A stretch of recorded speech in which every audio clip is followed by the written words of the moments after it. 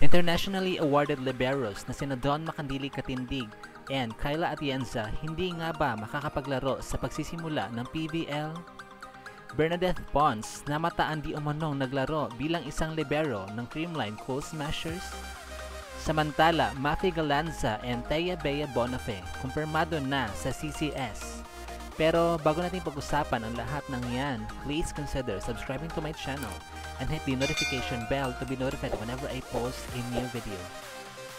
Hot topic ngayon ng mga netizens ang ASEAN Grand Prix 2019 and ASEAN Grand Prix 2022 Best Liberos na sina Don Makandili Katindig and Kyla Atienza na kailangan daw muna nila mag-sit out sa pagsisimula ng second PVL All-Filipino Conference 2023 sapagkat may natamo nga silang minor injuries.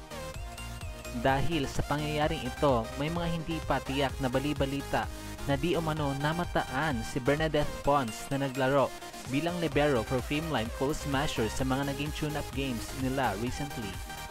Kaya naman karamihan sa kanyang mga fans ay nasasayangan sa kanyang attacking prowess. Pero marami din naman ang sang-ayon sa pansamantalang pag-convert kay Pons bilang isang libero dahil talaga namang maaasahan ito sa depensa. Lalo na't ilang taon na din ito nagre-represent ng ating bansa sa mga international beach volleyball tournaments.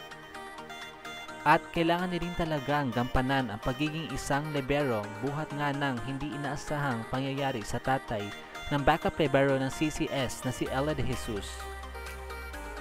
Pero aminin natin, malaking kawalan pa din talaga isang katulad ni Don, lalo na't wala pang kasiguraduhan kung makakapaglaro ang kanilang ace player na si KKD na ayon kay Coach Regine Diego hindi naman nagka-ACL, kaya watch out na lang daw ang mga fans. Same goes with Kyla na alam naman natin ang kanilang puso sa paglalaro, talagang buwis buhay at todo bigay. Gayunpaman, pansamantala lang naman ang pagkawala nila dahil at least 1 to 2 games lang silang hindi makakapaglaro and inaasahan na silang bumalik bilang regular starters after nun. And lastly, Mafi Galanza and Thea Bea Bonafé, kumpirmado na nga ang pagiging parte sa roster ng Creamline Coal Smashers matapos ang napakaraming agam-agam na isa lang daw sa kanila ang kukunin. Bihirang mangyari ito na dalawang setters ang sabay na ni-recruit na isang champion caliber team bilang rookie players sa professional league.